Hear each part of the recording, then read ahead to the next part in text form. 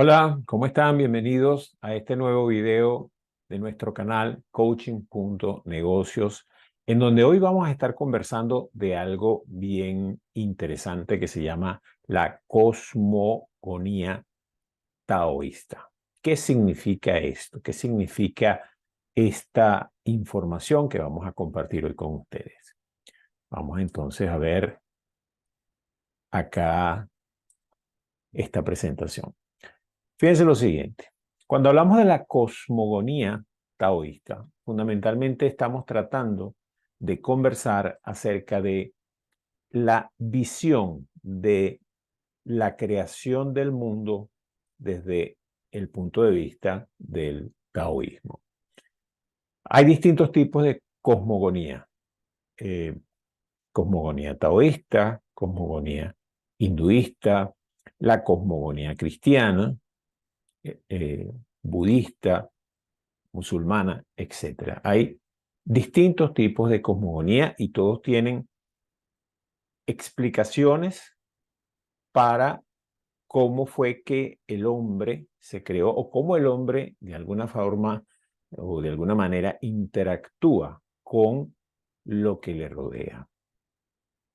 Recordemos que toda esta cosmogonía está basada fundamentalmente, en algunos casos, en personajes que podemos llamar mitológicos. Y por otro lado, también podemos decir que en ese momento, dado que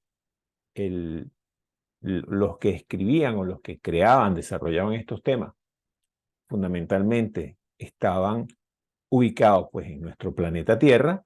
Para ellos eran como, de alguna manera, estábamos hablando de geocéntricos, es decir, que estaban centrados en la Tierra. La Tierra era el centro del universo. Por supuesto, todo eso ha cambiado con los descubrimientos que se han realizado en los últimos años en relación al papel de la Tierra dentro del sistema solar dentro de la Vía Láctea y de la misma Vía Láctea dentro de lo que conforma el conjunto de galaxias que están en el universo. Sin embargo, todas estas teorías tienen algunos sentidos porque nos dan explicaciones de qué es lo que sucede. Y en particular, esta teoría taoísta es una teoría que está basada en varios axiomas. Para mí, los modelos de realidad son modelos que fundamentalmente establecen axiomas y sobre esos axiomas construyen la explicación. En el caso de la cosmogonía taoísta, uno de los axiomas es la existencia de algo que llamamos el Tao, que está antes de todo lo que existe. Entonces, ese Tao es como la unidad. Y ese esquema, de alguna manera, se repite en las distintas visiones que tienen lugar, sobre todo desde el punto de vista oriental. Hay una visión hacia lo que es la unidad. Sin embargo, este Tao se convierte en dualidad y es la manera como conoce la realidad. Y aquí es donde aparece entonces, posteriormente, lo que es el yin y el yang. Y de allí salen una serie de explicaciones acerca de cómo funciona, cómo se comporta el hombre en la naturaleza, y no solamente eso, sino cómo interactúa y cómo interactúan ese conjunto de energías que tienen lugar, esa constante transformación de energía que tiene lugar entre el cielo, el hombre y la tierra, siendo el hombre el, digamos, el intermedio entre el cielo y la tierra. Uno de los representantes más importantes de esta escuela del taoísmo, por ser el creador, porque fue él quien escribió el Tao Te Ching, de acuerdo con lo que dice la historia, es el maestro Lao Tse.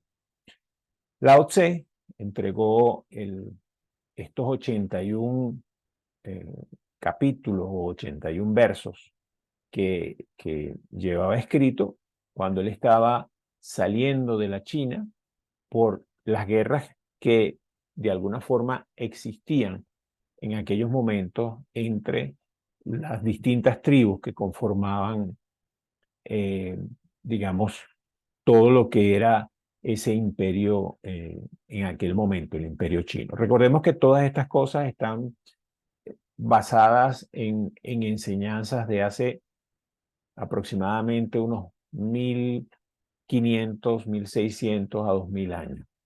Más de, perdón, más de 2500, 3000 años, porque inclusive tienen lugar antes de los griegos. Algo también interesante es que todo esto, todas estas visiones taoístas tienen mucho que ver con la visión que tenía la sociedad en ese momento. Y de hecho, muchas de las explicaciones que ellos hacen de los movimientos entre las distintas partes que componen, digamos, los trigramas, hexagramas, que más adelante veremos, tienen que ver con esos conceptos de el orden social que existía en esos momentos. Entonces, esta teoría taoísta es una idea basada en el desarrollo de esa visión de cómo interacciona, cómo interactúa la energía con todo lo que es la naturaleza que ellos ven, que ellos observan, y cuál es el orden establecido en esa sociedad que para ellos era hasta cierto punto perfecto. El maestro Lao Tse, en uno de los versos, nos dice algo como esto. Es el verso número 42. El Tao produjo al uno, el uno produjo al dos, el dos produjo al tres y el tres produjo todas las cosas. Vamos a quedarnos aquí un momento. Cuando digo el Tao produjo al uno, fíjense que el Tao existe antes de cualquier cosa. Cuando decimos el Tao produjo al uno, es que hay una unidad que es generada por el Tao. Hay quienes dicen que el Tao es el camino, es el sentido. Lo que parece decirnos este versículo es que hay algo que de alguna forma crea, y esa creación es lo que genera todo lo que vemos. El uno produjo al dos. Para el uno poder conocerse tuvo que dividirse y convertirse en opuesto, de manera que pudiera aprender. Y en ese aprendizaje produjo al 3 y el 3 produjo todas las cosas que existen en el universo. Seguimos, todas las cosas tienen su espalda a la oscuridad, en su espalda la oscuridad y tienden a la luz, y la fuerza de en su abundancia les da armonía. Cuando hablamos de todas las cosas tienen en su espalda la oscuridad, hablamos que todas las cosas van hacia la luz. Fíjense que en la espalda está la oscuridad y voy hacia la luz. Y la fuerza en su abundancia les da armonía con lo que les rodea. Lo que los hombres rechazan es la orfandad, la pequeñez y la indignidad. Y sin embargo, los reyes y monarcas se jactan de ello. Es que el hombre rechaza estar solo, ser pequeño y no ser digno. A pesar de eso, muchos reyes se jactan de eso. Las cosas se multiplican por minoría, perdón, o se multiplican por minoría o se aminoran por mayoría. Que las cosas crecen, hay como una especie de proceso, ese proceso que más adelante vamos a ver, el proceso de crecimiento y decrecimiento de cada uno de los estados. Lo que los otros enseñan, enseño yo, los fuertes no mueren de muerte natural, de esto quiero hacer yo la base de mi doctrina. Entender a Lao Tse no es sencillo, y además de eso, también estamos hablando de que Estas son traducciones de traducciones.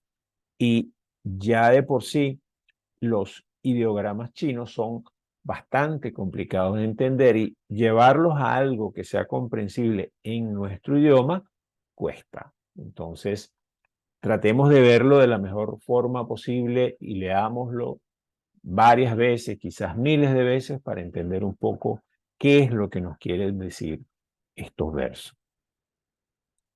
El taoísmo dice que hay fundamentalmente tres mandatos que recibe el hombre y que lo obligan a estar allí.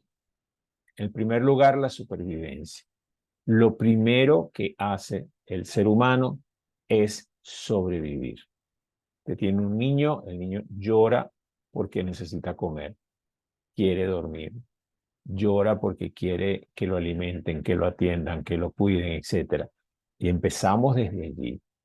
Lo primero es la supervivencia. El hombre necesita satisfacer sus necesidades básicas de alimentación, cobijo, protección, etc. Después, en segundo lugar, en este caso estamos hablando de la supervivencia personal. Después hablamos de la supervivencia de la especie, que es la reproducción. El hombre, luego de tener cubierta la primera etapa o la primera parte de lo que significa para él, digamos, estar seguro, entonces comienza el trabajo de reproducirse para garantizar la permanencia de la especie, la supervivencia de la especie. Y en tercer lugar aparece el conocimiento. Esto se parece de alguna forma a la famosa pirámide de Maslow que se desarrolló en el siglo pasado, en donde vemos las necesidades fundamentales del hombre en términos de una pirámide. En la parte baja de la pirámide están las necesidades básicas del hombre, la necesidad de cobijo, la necesidad de alimento, la necesidad de protección, la necesidad de seguridad, y conforme vamos subiendo en la pirámide, vamos cada vez viendo cómo el hombre está buscando de conocer más de él y de lo que le rodea. Aparece entonces cuando el Tao crea el uno y el uno crea el dos, o el uno se divide en dos para conocerse, aparece el concepto de yin y yang. Yin y yang es un concepto muy taoísta, en donde existen estos dos estados que en primer lugar dependen el uno del otro, son complementarios y además de eso son opuestos. Y este símbolo que los representa nos indica cómo funciona el mundo del yin y del yang. Si yo, por ejemplo, me muevo a lo largo del yang que está representado por la línea blanca, veo que acá hay un espacio yin, es decir, que hay un yin dentro del yang. Y si me muevo en el espacio del yin, que es la línea negra, veo un yang dentro del yin. Entonces, eso lo que de alguna manera me está diciendo es que no hay un yang completo. Puede haber mucho yang, pero siempre existe un yin. Y puede haber mucho yin, pero siempre existe un yang. El yang y el yin son estados que se transforman y que de alguna manera pues van intercambiándose en el proceso a lo largo del tiempo. Y es a esto a lo que muchas veces he dicho que es un equilibrio dinámico. ¿Por qué digo que es un equilibrio dinámico? Porque no existe un lugar en esa línea que une al yin y al yang que no sea un punto de equilibrio. Son puntos de equilibrio que se están moviendo a lo largo de esa línea que intersecta al yin con el yang. Entonces veamos que, por ejemplo, podemos decir que el yang es el cielo, el yin es la tierra, el yang es la luz, el yin es la oscuridad, el yang es el hombre, el yin es lo negativo, el yang es arriba, el yin es abajo, el yang es adelante, yin es atrás, El yang es fuego, el yin es agua, el yang es día, el yin es noche, el yang es blanco, el yin es negro. Fíjense que siempre hay es como que siempre defino al opuesto. Siempre defino, si defino uno, obligatoriamente tengo que definir al otro, porque no existen de forma independiente. Se necesitan, deben existir los dos, si no, no funciona.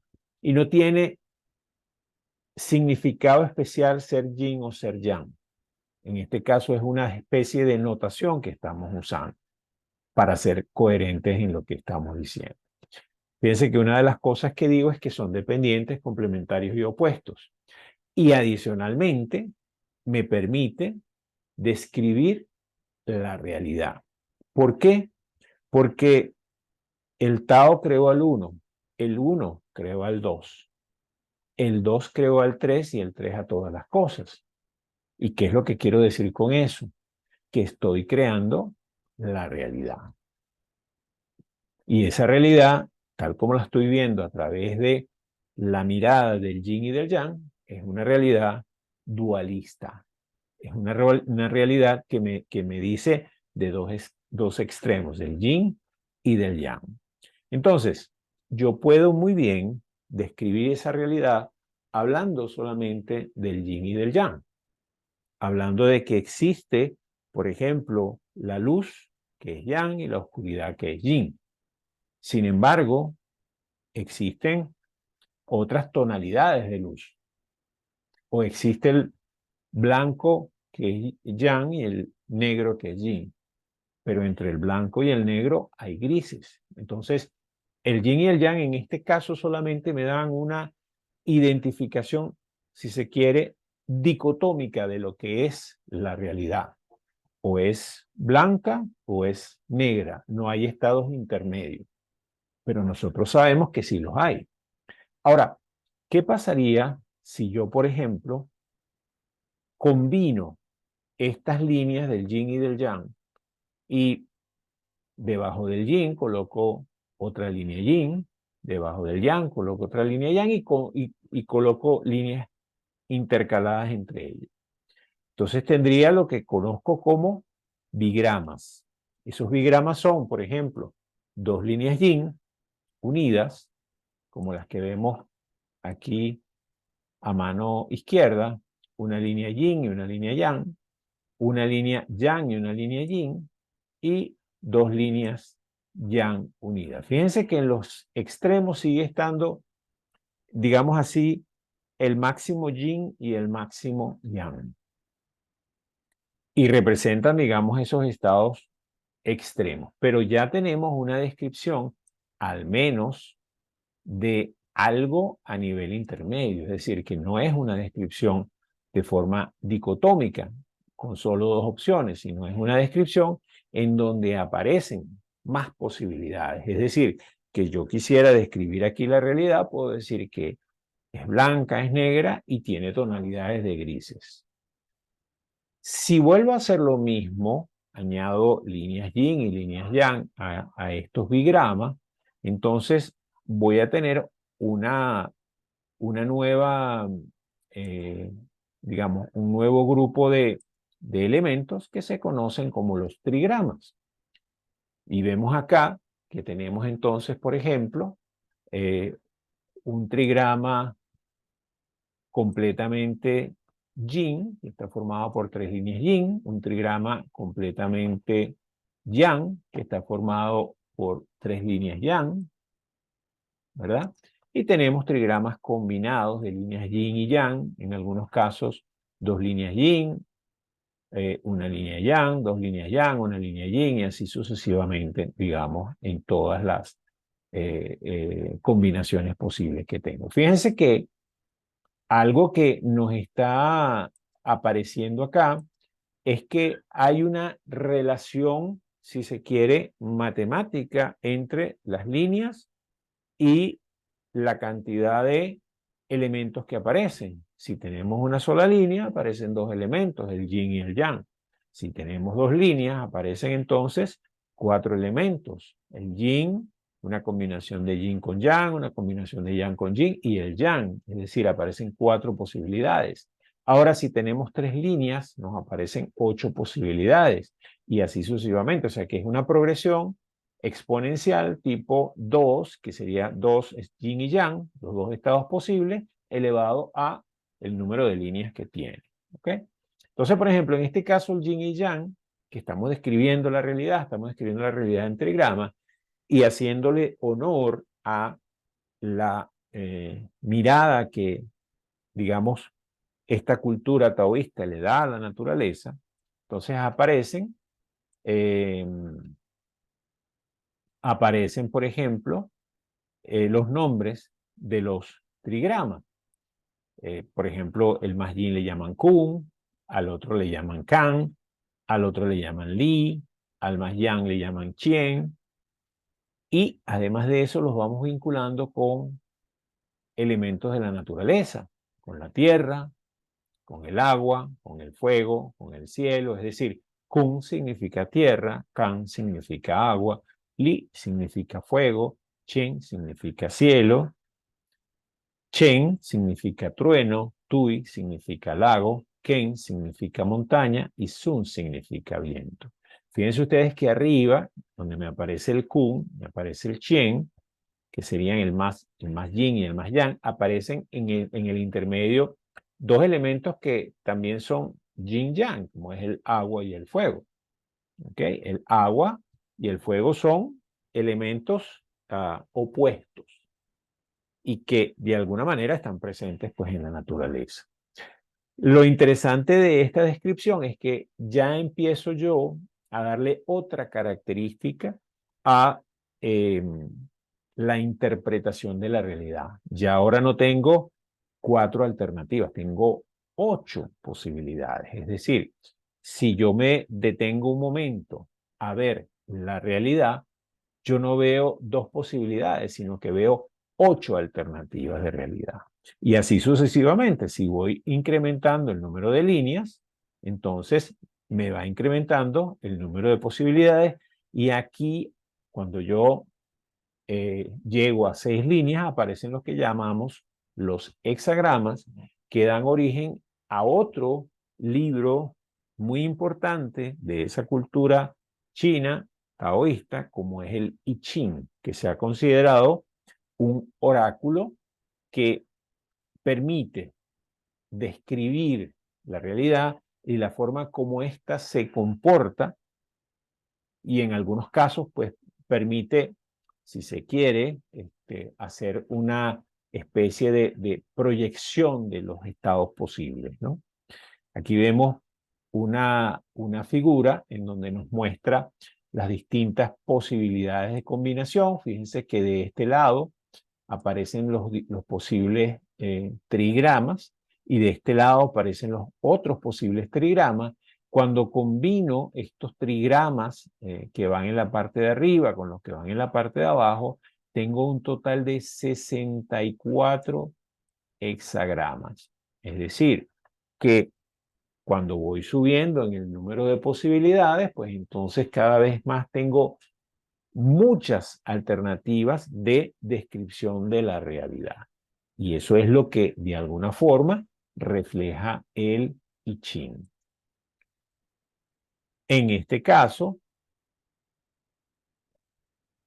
el I Ching me da información de qué es lo que de alguna manera puede suceder. De hecho, este libro, el I Ching, fue traído a Occidente por un monje alemán que fue enviado a China a llevar la cultura, digamos, la religión que este monje procesaba. El monje en particular se llamaba Richard Wilhelm, y resultó que el monje quedó enamorado de esa cultura china y pasó un tiempo en China y tuvo digamos, la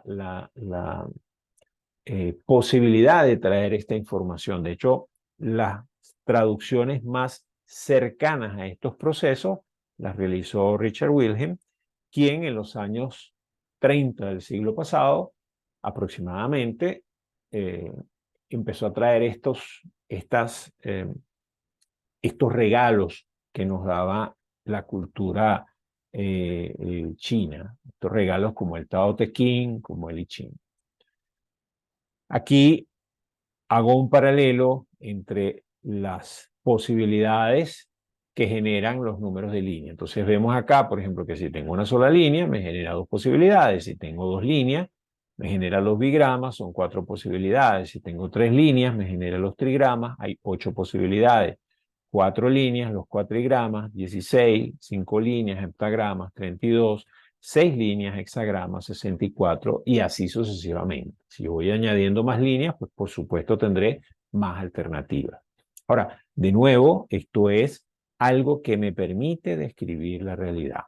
Nos hemos detenido en el I Ching, nos hemos detenido en el hexagrama, porque el hexagrama me da, si yo me detengo un momento ante el, digamos, el I Ching para describir la realidad, pues tengo 64 posibilidades en un momento determinado, como lo vemos acá. ¿Cómo se hace una tirada de I Ching? Bueno, las tiradas de I Ching son, usan el azar. Ahora bien, y aquí hay una eh, digamos, una explicación interesante que le da Carl Jung a el tema del I Ching y que ayuda, lo describe en el prólogo del libro de Wilhelm.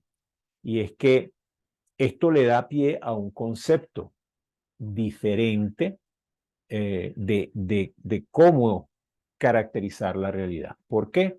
Porque él afirma, él dice, palabras más, palabras menos, que los estados posibles que tenemos digamos, tenemos en la realidad, no solamente son estados que vienen de la casualidad, la causalidad, perdón, que es causa-efecto, que puede tener que ver con la forma como se mueve la parte física, sino que también influyen aquí los estados del observador, como es su estado energético, como es su estado emocional, como es su estado mental. Entonces aquí le damos pie a una idea que posteriormente lo voy a conversar brevemente, que es el tema de la sincronicidad. Adicional a esto, por supuesto, no lo podíamos dejar por fuera, el tema de los trigramas y el tema de los hexagramas ha dado pie a distintas ideas en relación al manejo de la energía. En el anterior video conversábamos sobre lo que son los meridianos y lo que son los vasos maravillosos y hablábamos que los vasos maravillosos eran como una estructura base del cuerpo, energía, donde se montaban los meridianos. Pues bueno, aquí aparece reflejado lo que se llama el cielo anterior, que es la energía prenatal, que tiene una configuración determinada, como ustedes la ven allí, y el cielo posterior, que es la forma que adopta la energía luego del nacimiento. Y es aquí donde aparecen esos 8 vasos maravillosos que nombramos la vez pasada, que son el Ren Mai, el Jin Qiao Mai, el Du Mai, el Chong Mai, el Yang Qiao Mai, el Jing Wei, y el Yang Wei y el Dai Mai. Entonces, fíjense que todo esto está hilado de una manera muy precisa, ¿no?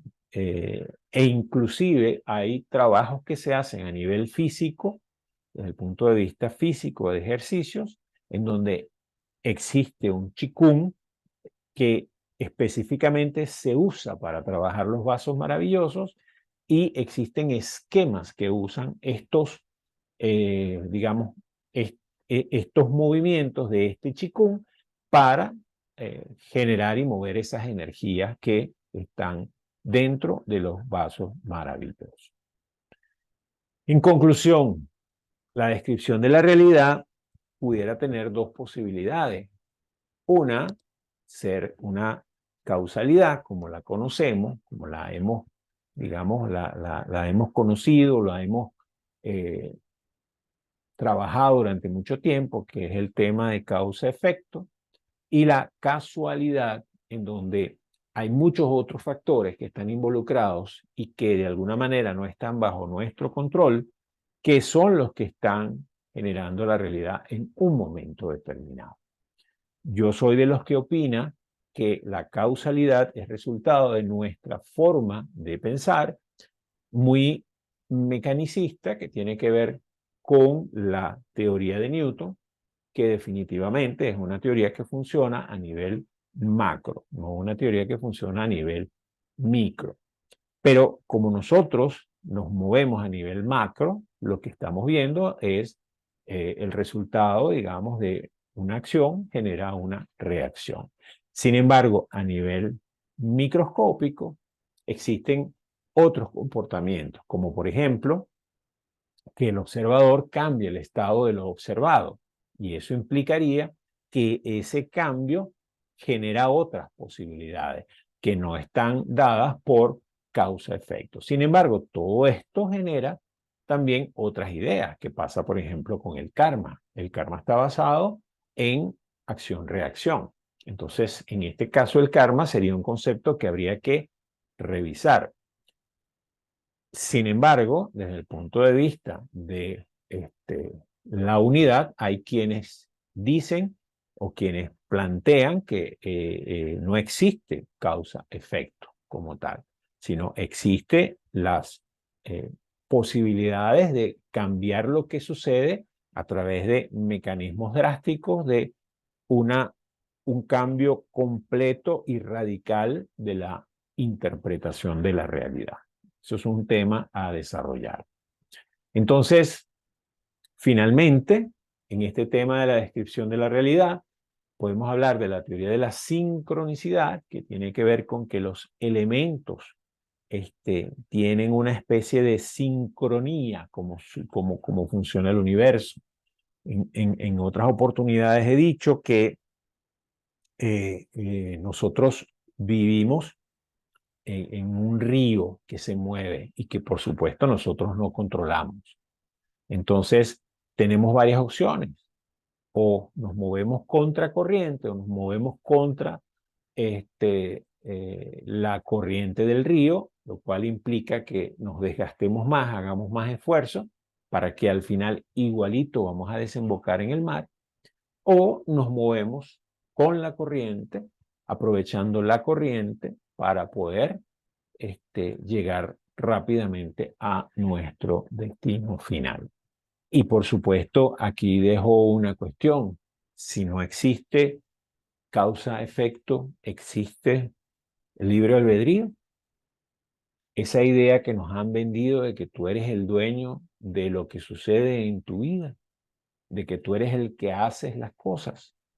O más bien, ese libre albedrío, como muchos autores dicen, tiene que ver con la interpretación con la que tú le das a lo que te sucede, que pareciera tener más sentido. No es lo que te sucede, sino la forma como tú interpretas lo que te sucede, lo que te afecta.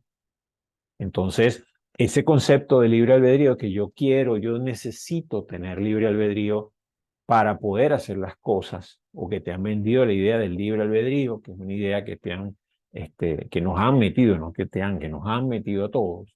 Resulta ser que el libre albedrío está en tu capacidad de entender cómo funcionan las cosas, de reinterpretarlo o interpretarlo de una manera mucho más amplia. En conclusión, todo estado es una función de F, E y M, donde F es la parte física, E es la parte emocional energética, M es la parte mental. Recordemos nosotros que cuando hablamos de energía, también hablamos de estados vibratorios, porque la energía también es un estado vibratorio. Entonces, sintonizamos en estados vibratorios con ciertas circunstancias que suceden. Yo vibro con aquella gente con la que me identifico. ¿Okay? Si siento que hay una vibración que no funciona, pues simplemente me separo de esa vibración, Y esa vibración también es energía. Obviamente, también esto tiene que ver con el manejo de nuestras emociones. ¿Y por qué lo coloco junto emocional energético? Porque insisto que de alguna forma las emociones son energías en movimiento y energías que están en ciertas direcciones específicas. Y sobre todo desde el punto de vista de la medicina china, son energías que están depositadas en ciertos órganos del cuerpo y que están afectadas por él. Y finalmente, pues nuestro estado mental, cómo estamos nosotros desde el punto de vista mental viendo esa realidad. ¿Estamos más ganados a la realidad, a tratar de ver la realidad, o estamos viviendo en una ilusión de la cual no salimos? ¿Cómo es nuestra interpretación de la realidad? Entonces, bueno, voy a dejar esto acá como inquietudes para ser discutidas, porque un poco creo que esta es la idea, abrir un abanico de posibilidades para que ustedes se puedan hacer preguntas y para que de alguna manera podamos compartir estas ideas e inclusive las dudas, las observaciones, las preguntas, los comentarios que tengan en relación a esto, para poder seguir avanzando en estos temas a futuro. Bueno, fundamentalmente lo que me queda es agradecerles por haberme acompañado hasta acá, darles un recordatorio de cuáles son los canales en los cuales nosotros estamos trabajando y para que nos puedan contactar, para que puedan estar en contacto, digamos, con nosotros. Estos canales son, a ver, nuestra página web, coaching-negocios.com, el blog, gerenco.blogspot.com, el Instagram, coaching.negocios, nuestro canal de YouTube, coaching.negocios, y nuestro correo, coachingnegocios1@gmail.com. Y no se olviden de dejarnos un like en este video si les gustó. Y si tienen algún comentario, también nos lo pueden hacer llegar, ya sea que nos lo dejen por acá o que me lo hagan llegar a alguna de las direcciones que les di en la lámina anterior. Y recuerden que Coaching Negocios es una iniciativa que busca de traer distintas ideas. Trabajamos ideas que tienen que ver con coaching, trabajamos ideas que tienen que ver con negocios. Y bueno, fundamentalmente lo que estoy es tratando de ver lo que de alguna manera, pues, existen inquietudes que yo pueda cubrir a través de lo que he aprendido y trabajado.